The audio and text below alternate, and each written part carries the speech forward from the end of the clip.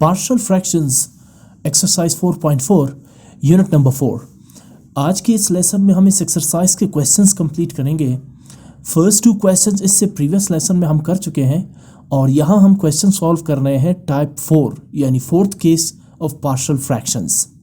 Question number 3 की statement है, अच्छा मेन स्टेटमेंट वही रहेगी एक्सरसाइज की, that is resolve the following into partial fractions.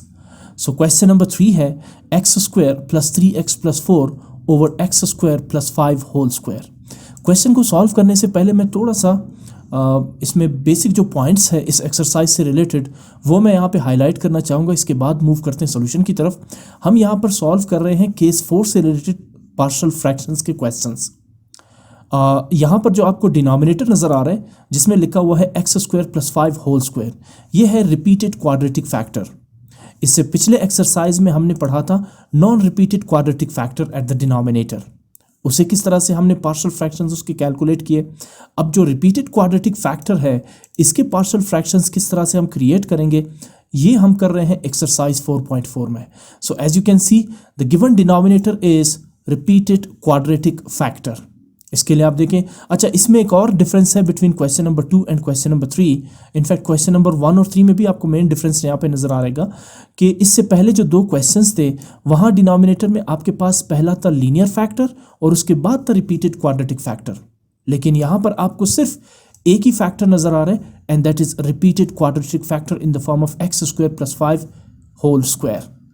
ठीक, तो अब इसको जरा इसकी जो पार्शियल फ्रैक्शंस है ये थोड़े डिफरेंट होंगे as compare to question number 2 and 1। यहाँ लीनियर फैक्टर एग्जिस्ट ही नहीं कर रहा, और आप जानते हैं अगर लीनियर फैक्टर एग्जिस्ट करता, जैसे फॉर एग्जांपल मैं यहाँ पर एक लीनियर फैक्टर ऐड कर देता हूँ। फॉर एग्जांपल मैं एग्जांपल दे रहा हूँ x प्लस 3। अगर ये लीनियर फैक्टर इसके साथ होता और फिर रिपीटेड क्वाड्रेटिक फैक्टर यानी x square plus 5 whole square भी यहाँ पे एग्जिस्ट करता, तो हम पहला फ्रैक्शन क्या लिखते, a ओवर x प्लस 3, और फिर उसके बाद सेकेंड फ्रैक्शन होता bx plus c over x square plus 5, और फिर थर्ड फ्रैक्शन बनता dx plus e over x square plus 5 whole square. अगर आप क्वेश्चन 1 और 2 को देखें जहां पे आपको लीनियर फैक्टर मौजूद नजर आएगा डिनोमिनेटर पे, वहां पे पहला जो फ्रैक्शन आपके पास नजर आएगा, मैं इन फ्रैक्शंस की बात कर रहा हूं, यहां आपको राइट साइड पे 2 फ्रैक्शंस नजर आ रहे हैं, जबकि अगर यहाँ पे लीनियर फैक्टर होता तो यहाँ पर 3 फ्रैक्शंस होते जिसमें पहला फ्रैक्शन बनता a ओवर x प्लस 3। अब चूंकि लीनियर फैक्टर यहाँ पे मिसिंग है, यहाँ लीनियर फैक्टर एग्जिस्ट ही नहीं करता, तो आप सबसे पहला जो फ्रैक्शन लिखेंगे वो लिखेंगे ax plus b over x square plus 5। अब इन एक्सरसाइजेस को सॉल्व करते हुए आपके जहन में ये क्वेश्चन आ रहा होगा कि हम पहला फ्रैक्शन तो सिर्फ a ओवर लिखते हैं यानी a ओवर फर्स्ट फैक्टर। बिल्कुल सही सोच रहे हैं आप, वो तभी होगा जब इसके साथ लीनियर फैक्टर होगा। जैसे देखिए अगर आप लिखना चाहें a ओवर फर्स्ट फैक्टर तो वो जो फर्स्ट फैक्टर है it should be linear factor, जबकि यहाँ पर लीनियर फैक्टर का कोई कॉन्सेप्ट ही नहीं है, डायरेक्ट आपको रिपीटेड क्वाड्रेटिक फैक्टर गिवन है। लिहाजा जो न्यूमरेटर होगा वो a ओवर नहीं बल्कि ax plus b over first quadratic factor यानी एक्स स्क्वायर प्लस 5, और फिर plus cx plus d over repeated quadratic factor यानी x square plus 5 whole square. अच्छा इसमें ई जो अल्फ़ाबेट है वो इसमें मिसिंग है, यानी उसकी वैल्यू आपको फाइंड करने की ज़रूरत नहीं पड़ेगी। तो ये क्वेश्चन यूनिक है इस पूरे एक्सरसाइज और इस पूरे चैप्टर में, जहां लीनियर फैक्टर के बगैर डायरेक्ट आपको रिपीटेड क्वाड्रेटिक फैक्टर गिवन है। इसे किस तरह आप पार्शियल फ्रैक्शंस में रिजॉल्व करेंगे इसको आप यहाँ पे देख सकते हैं। हम यहाँ पर a over x square plus 5 नहीं लेंगे, इसलिए क्योंकि ये लीनियर फैक्टर नहीं है। a ओवर लीनियर फैक्टर तभी आप ले सकते हैं जब यहाँ पर लीनियर फैक्टर साथ में गिवन हो। नहीं है गिवन तो आप क्वाड्रेटिक फैक्टर यानी एक्स स्क्वायर प्लस 5 के लिए लेंगे न्यूमरेटर ax प्लस b, जबकि रिपीटेड क्वाड्रेटिक फैक्टर यानी x square plus 5 whole square के लिए फिर आप लेंगे numerator cx plus d। I hope the step is clear to you. Now moving on to the next step. सबसे पहले मैंने लेफ्ट साइड पे मेन फ्रैक्शन लिखी जिसके मुझे पार्शियल फ्रैक्शंस बनाने हैं। राइट साइड पे पहला फ्रैक्शन बनेगा ax plus b over x square plus 5 यानी कि quadratic factor, plus cx plus d over x square plus 5 whole square means repeated quadratic factor, और इसको नाम देंगे equation 1। Now as you can see the denominator of the main fraction that is x square plus 3x plus 4 is x square plus 5 whole square, so you will multiply both sides of this equation 1 by the same factor that is x square plus 5 whole square. Step वही है. So सबसे पहले आप क्या लिखेंगे, left hand side of this equation 1 which is x square plus 3x plus 4 over x square plus 5 whole square and you will multiply this fraction by the factor x square plus 5 whole square. Same as right side पे पहला fraction है that is ax plus b over x square plus 5. You will multiply this fraction by the same factor x square plus 5 whole square. And then the second fraction cx plus d over x square plus 5 whole square will also be multiplied by the same factor that is x square plus 5 whole square. जो red में आपको नजर आ रहा है ये है equation 1 और जो ब्लैक में आपको फैक्टर नजर आ रहा है आपने 1 by 1 करके तीनों फ्रैक्शंस के साथ इस फैक्टर को मल्टीप्लाई कर दिया बिकॉज आपने स्टेटमेंट लिखी है multiplying both sides. So now अब इसमें कुछ कैंसलेशन हो रही है जैसे यू कैन सी ये जो आपके पास x square plus 5 whole square है ये दोनों आपस में कैंसिल आउट होंगे. राइट साइड पे x square plus 5 whole square है जबकि ए एक्स प्लस बी के डिनोमिनेटर पे x square plus 5 single factor है. तो ये जो x square plus 5 whole square है ये 1 टाइम एक्स स्क्वायर प्लस 5 के साथ कैंसिल आउट होगा. मैं थोड़ा सा जूम कर देता हूँ इसको. अब देखिए x square plus 5 whole square 1 time x square plus 5 के साथ कैंसिल आउट होगा and here x square plus 5 whole square will completely cancel out x square plus 5 whole square. ये स्टेप रिपीटेड है मैं इसे बीच में से हटा देता हूँ. Now we left with left hand side पे आपके पास रह जाएगा x square plus 3x plus 4 और राइट साइड पे आप देख सकते हैं कि x square plus 5 whole square 1 time x square plus 5 के साथ कैंसिल आउट हो चुका है. So we left with x square plus 5 also ax plus b इसे भी आप यहाँ पे लिख देंगे and then plus sign cx plus d and you will name this equation as equation 2. अब आप देख सकते हैं कि इसमें आपके पास कोई लीनियर फैक्टर तो है ही नहीं जिसे आप लिखें कि put x plus 1 equals to 0 और put x plus 3 equals to 0. इसमें कोई लीनियर फैक्टर है ही नहीं आपके पास. ठीक है ना. पहला फैक्टर है x plus 5 क्वाड्रेटिक है. ठीक है ना. और लेफ्ट साइड पे भी आपके पास एक क्वाड्रेटिक एक्सप्रेशन ही है. तो चूंकि लीनियर फैक्टर है ही नहीं तो लिहाजा हम क्या करेंगे अगले स्टेप की तरफ मूव करते हैं. आपको पता है सबसे पहले हम लीनियर फैक्टर को 0 के इक्वल लेके किसी एक अल्फ़ाबेट की वैल्यू फाइंड करते हैं और फिर अगला स्टेप हमारा होता है एक्सपेंडिंग इक्वेशन 2. चूंकि इस पूरे इक्वेशन में आपको लीनियर फैक्टर नज़र नहीं आ रहा तो अब आप स्विच करेंगे स्टेप 2 पे which is expanding equation 2 we get and you will find this step as a common step during the whole exercise during the whole chapter. हम पूरे चैप्टर में यही कुछ करते आ रहे हैं. सो स्टेप्स यहाँ पे भी वही है सिर्फ स्ट्रक्चर एक्सप्रेशन फ्रैक्शन का थोड़ा सा डिफरेंट है. So left hand side that is x square plus 3x plus 4 as it is and now let's expand the right hand side. आपको दो फैक्टर्स नजर आ रहे हैं x square plus 5 into ax plus b.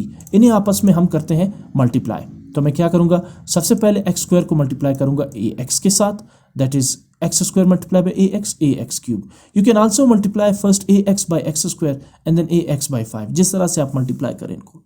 Next, I will multiply x square by b. So we get bx square. जबकि यहाँ पर मैंने रखा है पहले 5ax. तो ये मैंने इस तरह से किया है. मैं दोबारा से आपको ये बता दूँ इसमें फ़र्क नहीं है. ठीक है. जो जिस मेथड से पैटर्न से मैंने सॉल्व किया है मैं उसी पैटर्न को यहाँ पे कंटिन्यू करता हूँ. मैंने किया ये है कि मैंने सबसे पहले ax को मल्टीप्लाई किया एक्स स्क्वायर के साथ.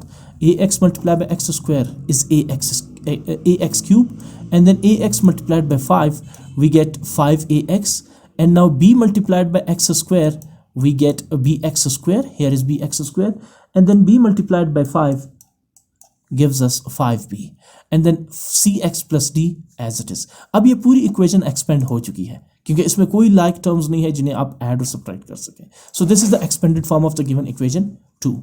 आगे मूव करते हैं. अगले स्टेप में ये होता है कि हम abc की वैल्यू फाइंड कर रहे हैं. तो अब मैं इक्वेट करूंगा coefficient of like power of x. ये स्टेप भी आप बहुत दफ़ा कर चुके हैं. Equating the coefficient of like power of x. इसमें सबसे पहले देखिए सबसे मैक्सिमम पावर क्या है x की क्यूब है पावर 3 है. तो आप लिखेंगे coefficient of x cube r. अब इस इक्वेशन के बोथ साइड्स पे आपने चेक करना है कि कितने टर्म्स हैं जहां वेरिएबल x क्यूब के साथ एग्जिस्ट करता है. लेफ्ट हैंड साइड पे तो कोई भी x क्यूब वाला टर्म नहीं है तो लेफ्ट हैंड साइड पे कोएफिशिएंट ऑफ x क्यूब क्या होगा 0.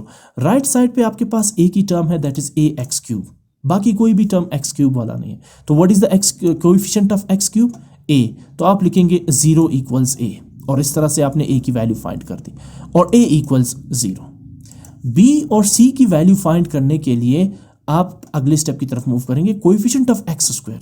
इसी इक्वेशन में से अब आपने एक्स स्क्वायर के कोएफिशिएंट्स अलग करने हैं। लेफ्ट हैंड साइड पे आपको एक एक्स स्क्वायर वाला टर्म नजर आ रहा है, पहले जरा एक्स स्क्वायर वाले टर्म को आइडेंटिफाई करते हैं। राइट साइड पे बी एक्स स्क्वायर, ये दो टर्म्स हैं एक्स स्क्वायर के, एक्स स्क्वायर वाले दोनों इस पूरे इक्वेशन के लेफ्ट और राइट साइड पे। तो लेफ्ट साइड पे एक्स स्क्वायर का कोएफिशिएंट 1 है, आप लिखेंगे 1 इक्वल्स, राइट साइड पे एक्स स्क्वायर का कोएफिशिएंट b है तो आप लिखेंगे 1 इक्वल्स b और b इक्वल्स 1। इस तरह b की वैल्यू भी फाइंड हो गई। एक्स स्क्वायर के कोएफिशिएंट्स के बाद आप कलेक्ट करेंगे कोएफिशिएंट ऑफ x। तो सबसे पहले लेफ्ट साइड पे देखिए x वाला टर्म है 3x, मैं इसका कलर चेंज कर देता हूं, ठीक है ना, ये है 3x। और राइट साइड पे x वाला टर्म है 5ax और दूसरा है आपके पास cx, यानी एक टर्म x वाला लेफ्ट साइड पर है जबकि दो टर्म्स राइट साइड पर है। तो इनके कोएफिशिएंट्स की इक्वेशन क्या बनेगी, 3 इक्वल्स 5a प्लस c। सिर्फ कोएफिशिएंट्स अलग करने हैं तो यही आप लिखेंगे 3 इक्वल्स 5a प्लस c। अब a की वैल्यू आपने फाइंड की है विच इज 0, तो आप a की वैल्यू इसमें पुट करेंगे। Equation becomes 3 equals 5 into 0 plus c। We know that 5 multiply by 0 is 0, so we have 3 equals c और c इक्वल्स 3। c की वैल्यू भी आ गई। लास्ट रह गया d, तो अब आपने पहले किसके कोएफिशिएंट्स अलग किए, एक्स क्यूब के, फिर आपने कोएफिशिएंट्स अलग किए एक्स स्क्वायर के जिससे आपको b की वैल्यू मिल गई, फिर आपने अलग किए कोएफिशिएंट ऑफ x जिससे आपके पास c की वैल्यूज आ गई। आखिर में आप देखेंगे कांस्टेंट टर्म्स। कोएफिशिएंट्स तो सारे वेरिएबल्स के हो गए, अब बारी है कांस्टेंट टर्म्स की, क्योंकि हमारे पास अभी भी एक अल्फाबेट d है जो मिसिंग है, उसके लिए हम फिर लिखेंगे कांस्टेंट टर्म्स। तो आप चेक करें कांस्टेंट टर्म्स, लेफ्ट साइड पे आपके पास पहला कांस्टेंट टर्म 4 है, मैं इसको कलर चेंज कर देता हूं ताकि आप देख सके कि कौन कौन से टर्म्स हैं। राइट साइड पे देखिए 5b के साथ x नहीं है तो आप इसे क्या कंसीडर करेंगे, कांस्टेंट टर्म। इसी तरह d के साथ भी वेरिएबल x नहीं है तो ये भी constant term of the equation consider होगा। इस वक्त 3 कांस्टेंट टर्म है इस पूरी इक्वेशन में, 4, 5b एंड d। b और d को वेरिएबल यहाँ पे कंसीडर नहीं कर रहे हैं, वेरिएबल सिर्फ x है यहाँ पर, तो इस लिहाज से 5b और d कंसीडर होंगे constant term of the equation. तो इक्वेशन क्या बनेगी, 4 इक्वल्स 5b प्लस d। आप इसी तरह लिखेंगे constant terms are 4 equals 5b plus d। अब b और d में से आपने वैल्यू फाइंड की है b की विच इज 1, तो you will replace b by 1। We get 4 equals 5 into 1 plus d। Now 5 multiply by 1 is 5 plus d। Take this 5 to the left side which becomes 4 minus 5 equals d। 4 minus 5 is minus 1, so minus 1 equals d और d equals minus 1। आपने सारी values find कर ली a, b, c और d। आप इन सारी values को put करेंगे equation 1 में। आप लिखेंगे putting the values of a, b, c and d in equation 1। इसमें e नहीं है, ठीक है ना। तो सबसे पहले आपने लिखी यहां पर इक्वेशन 1, ठीक है ना। लेफ्ट साइड पे मेन फ्रैक्शन है, राइट साइड पे उस फ्रैक्शन के पार्शियल फ्रैक्शंस मौजूद है।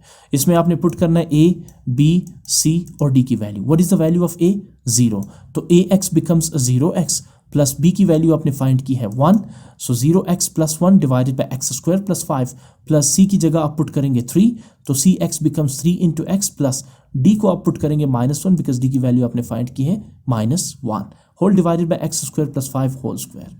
लास्ट स्टेप्स में ये होगा 0 multiply by x is 0, so we left with 1 over x square plus 5। 3 multiply by x becomes 3x plus into minus 1 as it is divided by x square plus 5 whole square, which are the required partial fractions of the given main fraction x square plus 3x plus 4 over x square plus 5 whole square. Now last question from this exercise is 4x square over x minus 1 into x square plus 1 whole square. अच्छा, अब ज़रा मैं आपको फिर बता दूं, इसकी comparison करता हूं क्वेश्चन नंबर 3 से। क्वेश्चन नंबर 3 की सिचुएशन आपके पास ये थी जहां सिर्फ एक ही फैक्टर यानी कि रिपीटेड क्वाड्रेटिक फैक्टर गिवन था डिनोमिनेटर में, जबकि यहाँ पर एज यूजुअल जैसे क्वेश्चन 1 और 2 है, पहले लीनियर फैक्टर है और फिर रिपीटेड क्वाड्रेटिक फैक्टर है। तो आप क्या करेंगे, सबसे पहले लेफ्ट हैंड साइड पे लिखेंगे main fraction that is 4x square over x minus 1 into x square plus 1 whole square. अब चूंकि पहला फैक्टर लीनियर फैक्टर है तो आप लिखेंगे पहला fraction a over linear factor x minus 1। Question 3 में चूंकि लीनियर फैक्टर था ही नहीं, इसलिए पहले फ्रैक्शन का न्यूमरेटर हमने लिया था ax प्लस b। तो ये जो सिचुएशन डिफरेंट होती जा रही है ना, इसको भी आप समझ लें कि अगर लीनियर फैक्टर ना हो तो पहले फ्रैक्शन का न्यूमरेटर क्या होगा, लेकिन अगर पहले लीनियर फैक्टर एग्जिस्ट कर रहा हो तो फिर पहले फ्रैक्शन का न्यूमरेटर क्या होगा? सो a over first linear factor यानी x-1, अब उसके बाद है quadratic factor x square plus 1, आप न्यूमरेटर इसके लिए लेंगे bx plus c over x square plus 1, और उसके बाद रिपीटेड क्वाड्रेटिक फैक्टर लेंगे यानी x square plus 1 whole square, जबकि इसके लिए न्यूमरेटर आप लेंगे dx प्लस e। इसे नाम देंगे आप इक्वेशन 1। आगे मूव करें, multiplying both sides by x-1 into x square plus 1 whole square. Again, a common step. What is x-1 into x square plus 1 whole square? Is the denominator of the main fraction 4x square divided by x-1 into x square plus 1 whole square. So you are going to multiply both sides of the equation by these two factors. So first of all, left hand side of the equation, that is 4x square over x-1 into x square minus 1 whole square. Sorry, it's x square minus 1 plus 1 whole square, right? And then आप इस fraction को multiply करेंगे इन दोनों factors से। फिर उसके बाद right side पे पहला फ्रैक्शन है a ओवर x-1, इसे भी आप मल्टीप्लाई करेंगे इन ही दो फैक्टर्स से, ऐड करेंगे प्लस साइन। अब bx plus c over x square plus 1, इसे भी आप मल्टीप्लाई करेंगे इन ही दो फैक्टर्स से। और लास्ट जो फ्रैक्शन है that is dx plus e over x square plus 1 whole square, इसे भी आप इन ही दो फैक्टर्स यानी x-1 into x plus 1 whole square के साथ मल्टीप्लाई कर लेंगे। Now for the next step, यहाँ कुछ कैंसिलेशन हो रही है, जैसे x-1 will cancel out x-1, x square plus 1 whole square will cancel out x square plus 1 whole square. On the right side x-1 will cancel out x-1 and then x plus 1 whole square will cancel out one time x square plus 1। यहाँ देखिए power 2 है, जबकि यहाँ पर सिर्फ x square plus 1 है, तो ये जो x square plus 1 whole square है ये one time x square plus 1 को कैंसिल आउट कर देगा। And then for the third fraction, this x square plus 1 whole square will cancel out the denominator x square plus 1 whole square. Left side पे we left with 4x square equals right side पे x square plus 1 whole square multiplied by a, तो आप इसको ऐसे लिखेंगे। फिर उसके बाद प्लस साइन, अब आप लिखेंगे x-1। अच्छा, x square plus 1 whole square one time x square plus 1 के साथ कैंसिल आउट होगा, so we left with x square plus 1, और इसके साथ आप लिखेंगे bx plus c, ऐड करेंगे प्लस साइन, अब x-1 और फिर dx प्लस e, इसे भी आप यहाँ पर लिख देंगे और इसे आप नाम देंगे इक्वेशन 2। हमें फाइंड करनी है a, b, c, d और e की वैल्यूज़। हमारे पास यहाँ पे लीनियर फैक्टर मौजूद है x-1 और a की लीनियर फैक्टर है, तो अब आप इसे उठाएंगे, put x-1 is equal to 0, this implies to x is equal to plus 1, definitely -1 on the right side becomes plus 1 and you will substitute the value of x1 in this equation 2। ठीक है ना, अब आप इसमें put करेंगे equation 2 में, तो equation 2 है 4x square becomes 4 into 1 square because x is 1। इसी तरह राइट साइड पे x square becomes 1 square plus 1 whole square as it is, साथ में मल्टीप्लाइड बाय a भी आप लिख देंगे। उसके बाद x-1 becomes 1-1, x square plus 1 becomes 1 square plus 1 and then bx plus c becomes b into 1 plus c। x की बजाय क्या पुट करेंगे आप 1 प्लस साइन और फिर c एज इट इज। उसके बाद फिर प्लस साइन आप ऐड करेंगे, ये रहा positive sign, x-1 becomes 1-1 and dx plus e becomes d into 1 plus e। Double steps में यानी दो लाइनों में इसलिए ये स्टेप आ रहा है क्योंकि आगे स्पेस नहीं है। ठीक, सिंप्लीफाई करते हैं इसे, what is the square of 1? It's 1, where 4 multiply by 1 is 4। आगे मूव करते हैं, इस फैक्टर को जरा मैं सिंप्लीफाई करता हूँ। अच्छा, सबसे पहले 1 का square is 1 and then 1 plus 1 is 2, and what is the square of 2? 2 times 2 is 4. Now 4 multiplied by a is 4a.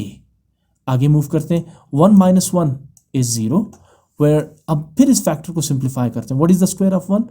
1 ones are 1 plus 1 is 2, और यहाँ पर आप लिखेंगे b into 1 यानी b multiplied by 1 is b plus c, we have b plus c। फिर आप add करेंगे plus sign, now x1 minus 1 is again 0, where d multiplied by 1 is d and d plus e is d plus e।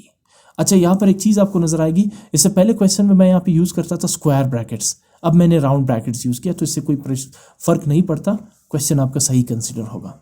आगे move करते हैं, this as a whole term becomes 0 because 0 multiply by 2 is 0 and 0 multiply by b plus c is 0। ऐसा नहीं कर सकते कि आप 0 को सिर्फ b के साथ मल्टीप्लाई करेंगे, नहीं, 0 इस पूरे फैक्टर के साथ मल्टीप्लाई होगा क्योंकि ये पूरा फैक्टर ब्रैकेट्स के अंदर क्लोज्ड है। इसी तरह 0 multiply by d plus e is again 0। So ये पूरे दोनों टर्म्स यहाँ से एलिमिनेट हो जाएंगे because of the 0। So we left with 4 equals 4a and to find the value of a take this 4 from right to the left side, the fraction becomes 4 over 4 equals 1 a. Now 4 over 4 is definitely 1 equals a. आपने a की value निकाल दी with the help of this linear equation x minus 1. अब b, c, d और e की values के लिए क्या करेंगे आप?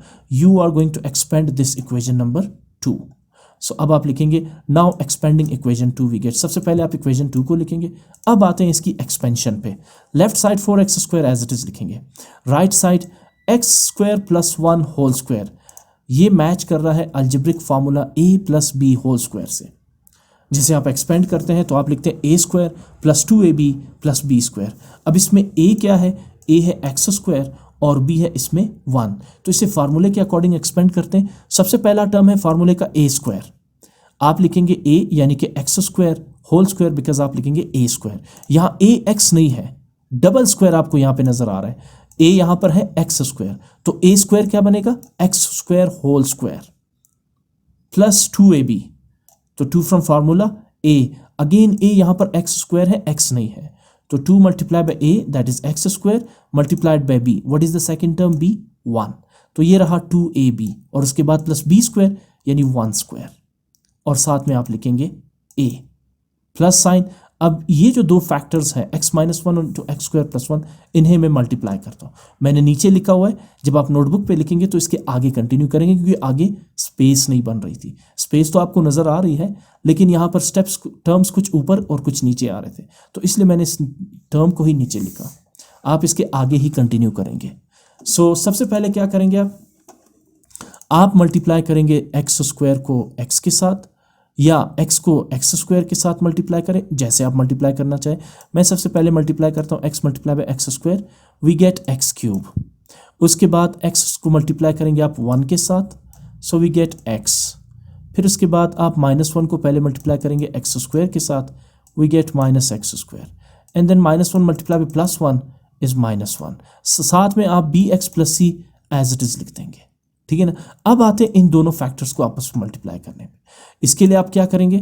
आप सबसे पहले dx प्लस e और x माइनस 1 को आप इस तरह से मल्टीप्लाई करेंगे कि सबसे पहले मैं मल्टीप्लाई करूंगा dx को x के साथ या x को dx के साथ और फिर x को e के साथ मल्टीप्लाई करें, जैसे आप चाहें, दोनों तरह से पॉसिबल है। So let's multiply x first by dx, we get dx square and then x multiplied by e, we get ex। फिर उसके बाद -1 multiplied by dx, we get -dx and then -1 multiplied by plus e, we get -e। आगे move करते हैं अगले step की तरफ क्योंकि हम इस इक्वेशन 2 को एक्सपेंड कर रहे हैं। अब जरा इस फैक्टर को सिंप्लीफाई करते हैं। एक्सपोनेंशियल लॉ के अकॉर्डिंग ये स्क्वायर स्क्वायर के साथ मल्टीप्लाई होगा। In other words, what is the square of x square? It's x power 4। Now 2 multiplied by x square multiplied by 1 is 2x square and what is the square of 1? It's 1। साथ में आप लिखेंगे a plus sign add करेंगे। अब फिर इन दो brackets यानी इन दो फैक्टर्स को आपस में सिंप्लीफाई करते हैं, एक्सपेंड करते हैं। इसके लिए आप क्या करेंगे? आप ये जो फर्स्ट फैक्टर है x cube plus x minus x square minus 1, इसे मल्टीप्लाई करेंगे bx प्लस c के साथ। तो 1 बाय 1 करके हम मल्टीप्लाई करते हैं। सबसे पहले मैं यहाँ पे मल्टीप्लाई करने जा रहा हूँ bx को x क्यूब के साथ, so bx multiply by x cube bx power 4। फिर मैं मल्टीप्लाई करूँगा bx को प्लस x के साथ, so bx multiply by x bx square. फिर मल्टीप्लाई करते हैं bx को माइनस एक्स स्क्वायर के साथ, we get minus bx cube and then bx multiplied by -1, we get minus bx। इसी तरह आप c की बारी है तो 1 बाय 1, सबसे पहले c multiply by x cube, we get cx cube and then c multiplied by x, we get cx, then c multiplied by minus x square, we get minus cx square, and finally c multiplied by -1, we get minus c, and the rest of the terms dx square plus ex minus dx minus e, इसे आप as it is लिख देंगे। Further इसमें simplification ये हो सकती है कि इस पहले factor x power 4 plus 2x square plus 1 के बाहर आपको a नजर आ रहा है। 1 बाय 1 करके a को आप अंदर वाले टर्म्स के साथ मल्टीप्लाई करेंगे। a multiply by x power 4 a x power 4, फिर a multiply by 2x square 2ax² and then a multiplied by 1a।